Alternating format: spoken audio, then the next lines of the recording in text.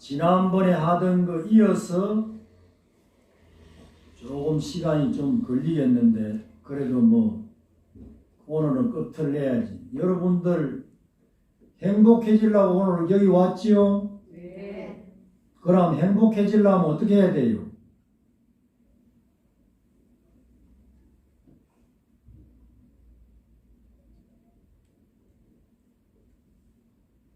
오늘 이제 행복해지는 도리를 알게 드릴 테니까 잘 마음밭에 심어가서 늘 행복 누리고 사셔야 합니다. 왜? 여러분들이 행복해지면은 여러분들 가족이 행복해지고 이웃이 행복해지고 나라가 행복해지고 지구가 행복해지고 우주가 행복해집니다.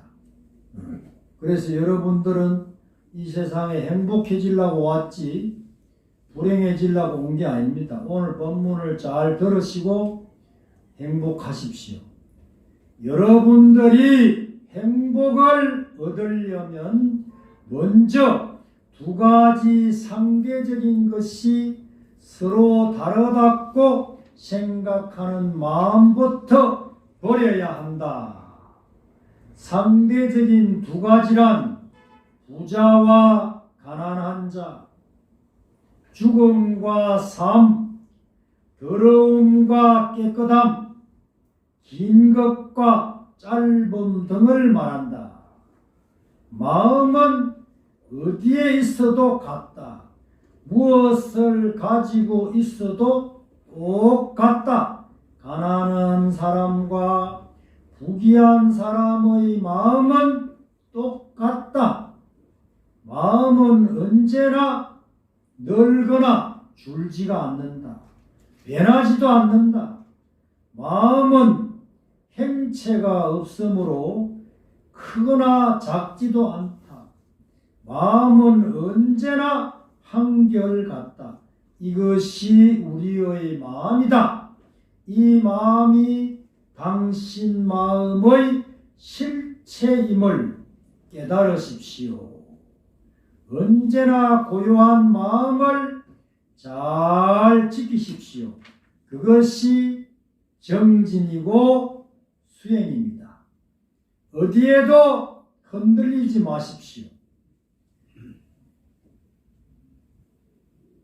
오늘부터 법성계 끄트머리 구례부동 맹이불이라는 이 글귀를 늘 염두에 두고 옛부터 오므로 어디에도 동요 없는 그 마음을 억지로 이름 붙여서 부처라고 했습니다. 부처.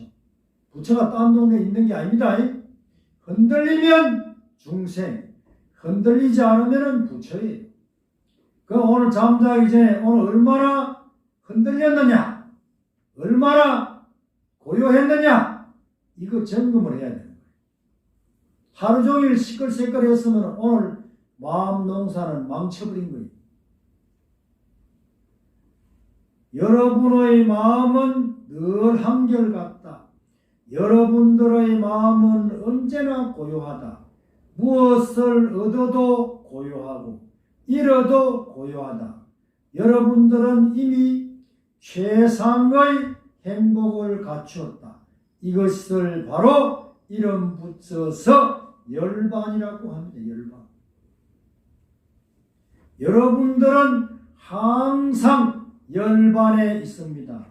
여러분은 언제나 붓다, 깨달은 자입니다. 깨달은 자. 모르고 있을 뿐이지.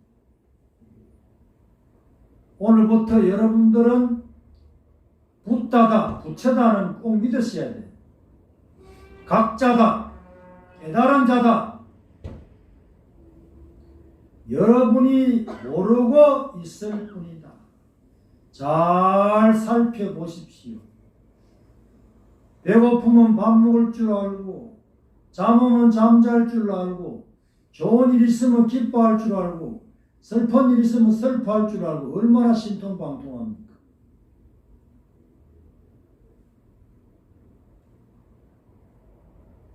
이게 각 아니요, 각?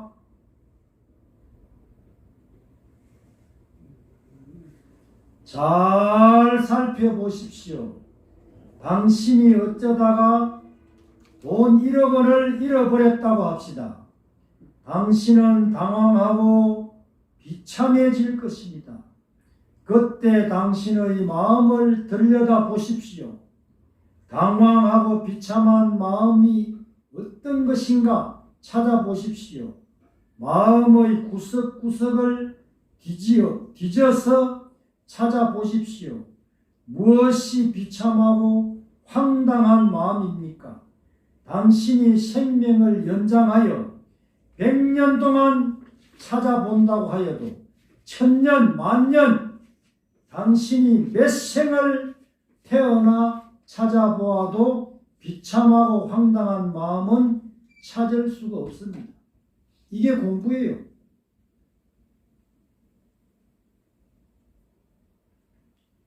당신이 아무리 찾아도 적막한 마음만 느낄 것입니다. 마음은 원래 행체가 없기 때문에 보이지 않습니다. 비참하고 황당한 마음은 본래 없는 것입니다.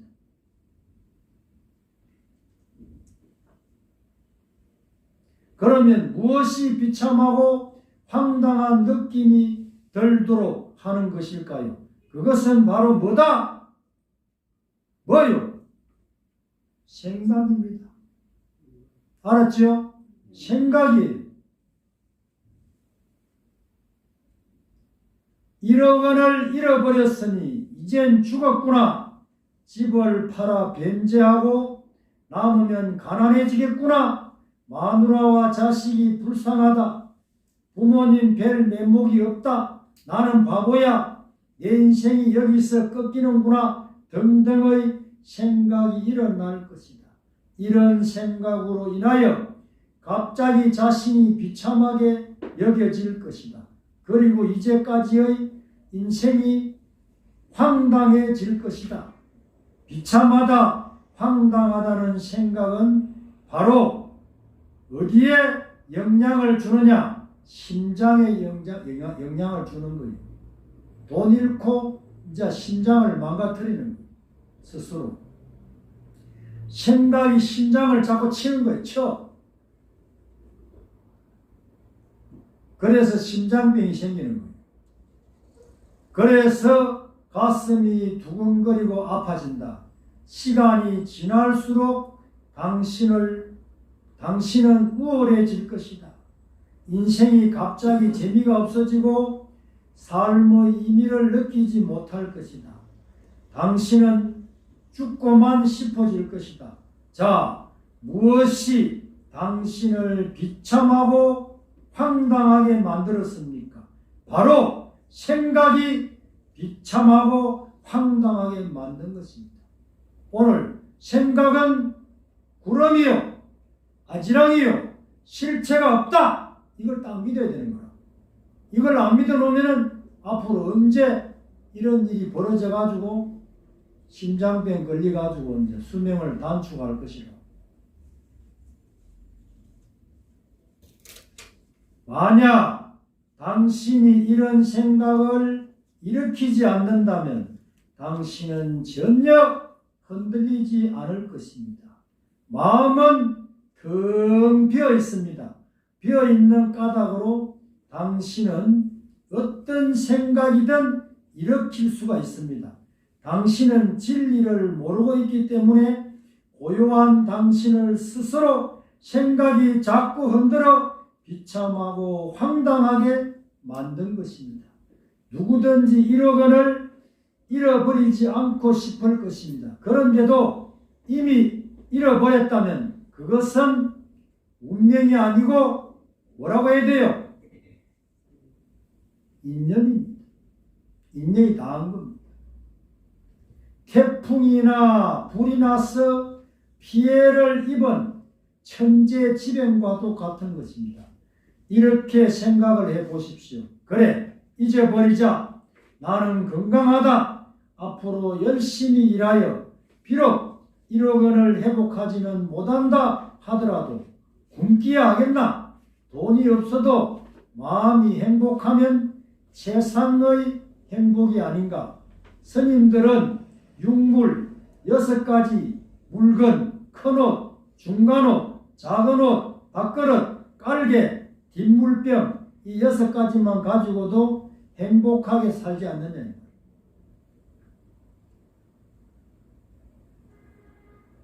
인생은 빈손으로 왔다가 빈손으로 가는 것이다. 나는 원래 없다. 나의 몸도 내 것이 아닌데 내 것이 어디에 있겠는가? 내 몸뚱이 안에 이게 내 거요? 부모 거요? 따져보면은 때와 가죽은 흙 것이고 흙, 콧물피는 물 것이고 움직여 숨쉬는 게는 바람의 것이고 따뜻한 게는 불의 것이요. 근데 내 것이 없는데 돈 1억 그 내 거요? 이 몸도 내 게 아닌데.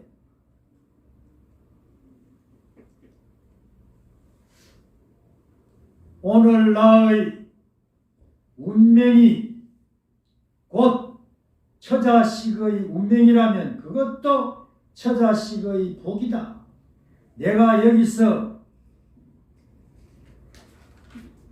좌절하지 말고 이것을 반성하고 교훈을 삼아 열심히 일하여 최선을 다하여 제기하는 모습을 보여주자.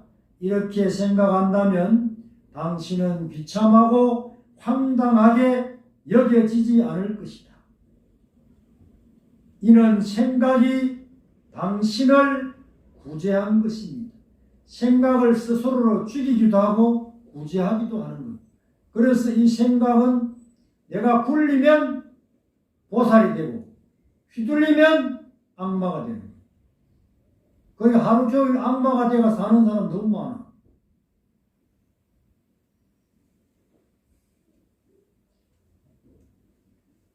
생각은 또 생각을 낳는다. 당신은 1억 원을 잊어버리고 행복할 수도 있고 불행할 수도 있다. 바로 당신의 생각 하나만으로도 말입니다. 그러나 인생은 이렇게 말과 같이 쉽지가 않다. 당신이 설사 어려움을 극복하고 희망차게 다시 일어서려고 하여도 당신의 생각은 자꾸 비참하고 억울하다는 부정적인 쪽으로 흘러갈 것이다. 이것이 문제다. 우리에게는 무의식이라는 것이 있지요. 무의식이 있다. 무의식은 자기도 모르게 일어나는 무슨 마음이다? 집착심입니다. 집착심. 그래서 이 세상의 가장 큰 병은 집착심입니다. 이 대동병원에 여기 입원해가 있는 사람들이 누구냐?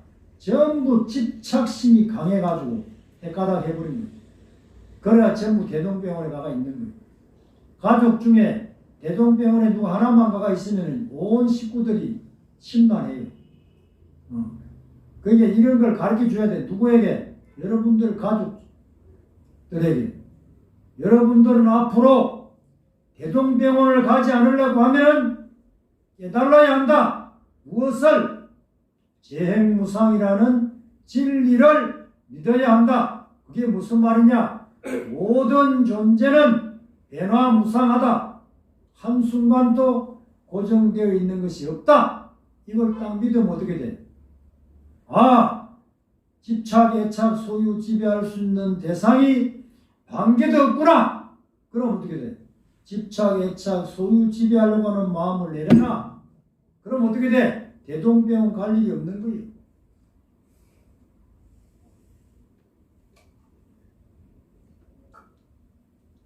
무의식은 큰 사건에 더 집착을 한다. 인생에 있어서 실패는 큰 사건이고 중요한 것으로 무의식에 저장을 하여 딱 놓는 거라. 당신은 자동으로 실패에 대한 생각이 자꾸 떠오를 것입니다. 괴로움은 쉽게 극복되지 않을 것입니다. 그래서 진리를 깨달아라. 진리를 깨달아라는 것입니다. 깨달음은 뭐냐? 무의식을 바꾸는 겁니다. 무의식. 깨달음이 뭐라고요? 무의식을 어쩐다고? 바꾸는 것이다. 깨달음은 무의식에 저장해 놓은 비진리, 진리 아닌 것, 비진리적인 자료를 날려버리는 것. 날려버리는 것. 이게 깨달음입니다. 그럼 마음을 비운다. 비운다 하면은 어떻게 보면 그럴듯한 것 같지만은 마음을 비운다 하면 마음이 있다는 게 전제가 됩니다. 이거는 불법을 비방하는 소리. 비울 마음이 없어. 그 오늘부터 채우세요. 마음이라는 자루 안에 채우세요. 뭐를? 어째서를 채우세요. 어째서를 자꾸 채우면 어떻게 돼? 나중에 어째서 하나만 남아. 그럼 어째서를 들고 어디 가느냐? 이 금호강에 가서 집어넣어버려. 그러면 되는 거예요. 당신의 무의식에 삶의 진실을 심어 놓는 것이다. 깨달아야 당신의 무의식은 극복이 된다. 만약 당신이 깨달음을 통하여 무의식에 방해받지 않는 경지에 이르려면 당신은 생각하고 싶은 생각만 하게 되는 자유를 얻는다. 생각하고 싶은 것만 하는 거야. 안 하고 싶은 건 안 하는 거예요. 얼마나 좋겠노? 그래 뭐 개뿔이나 잘난 데가 하나도 없어. 왜? 지 생각도 지 마음대로 못 일으켜. 그것도 지 마음대로 못해. 생각 일으키지 않는 것을 마음대로 하신 분들이 조사고 도인이고 부처님이요.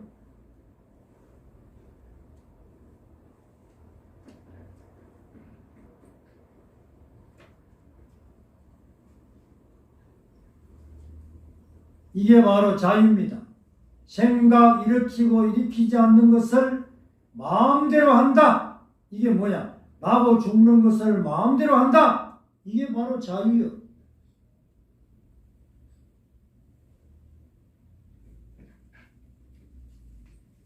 당신이 조금만 인생의 진실에 대하여 관심을 가지고 탐구한다면 당신의 마음은 바뀔 것이다.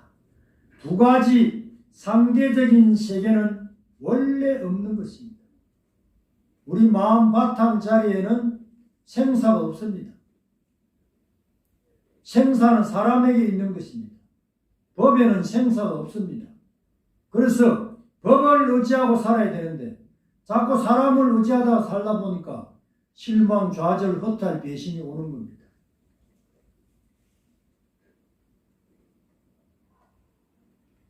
사람들이 두 가지 상대적인 세계는 원래 없는 것입니다. 부자, 가난, 길고 짧고, 사랑, 미움, 생과 사 이런 것은 본래 우리 마음 바탕 자리에는 없는 것입니다.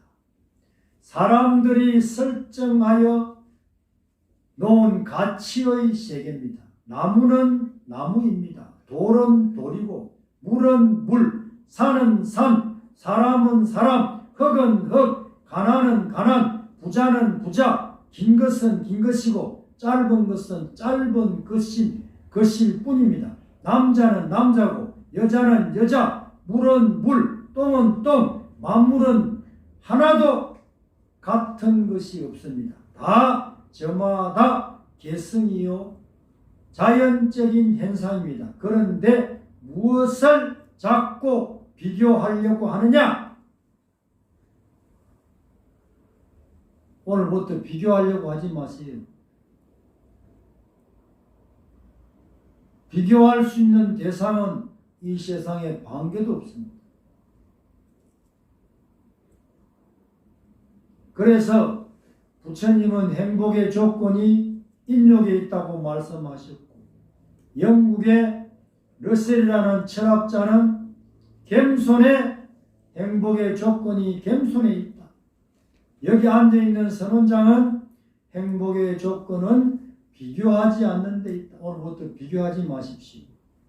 비교할 수 있는 대상이 없습니다. 그런데 무엇을 가지고 자꾸 비교하려고 합니까? 다 다른데 어찌 비교가 가능하겠습니까? 다른데 무엇을 기준하여 비교하려고 합니까? 비교가 무슨 의미가 있습니까? 비교라는 말에 속지 마십시오. 오늘부터 여러분들 심중에 비교라는 은구를 싹 지워버리세요.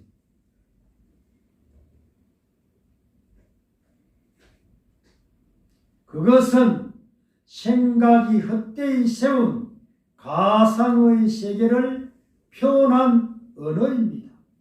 당신의 눈앞에 있는 그대로만 보십시오.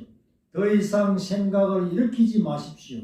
보는 대로만 이야기하고 생각하십시오. 2차적인 생각은 중지하라는 말입니다. 예를 들어 나는 돈이 없다, 나는 돈이 많다는 생각은 사실입니다. 이것은 1차적인 생각입니다. 그런데 돈이 없어서 불행하다, 돈이 많아서 행복하다는 생각은 진실이 아닙니다. 이것은 당신의 상상입니다. 돈이 인생을 불행하게 하고 행복하게 하는 것은 절대 아닙니다. 생각이 생각을 낳은 것입니다. 이것은 2차적인 생각이라고 말하는 것입니다. 길 가다가 금덩어리가 하나 흘러있어. 부처님은 금덩어리가 하나 흘러있네? 그러면 가봐요. 이게 1차적인 생각이에요. 그런데 이름 붙여서 이 미래 부처님들은 저것을 내 것으로 만들어가지고 땅도 사고 집도 짓고 장가도 가고 시집도 가고 옷도 해입고 맛있는 것도 사 먹고 이거는 2차적인 생각이에요. 2차적인 생각이 문제예요. 당신이 만약 나무처럼 생각이 없는 사람이라면 아마 지금보다 훨씬 행복한 사람이 되어 있을지도 모를 것입니다. 식물은 앞생각, 뒤생각이 다 끊어져 버렸습니다. 그런데 이름 붙여서 중생은 앞생각, 뒤생각이 얽혀져 가지고 맨날 머리가 아파. 그래서 부처는 뒷생각이 끊어지고 앞생각이 멸하지 아니한 자리가 바로 부처 자리입니다. 이게 뭐냐? 늘 깨어 있는 것입니다.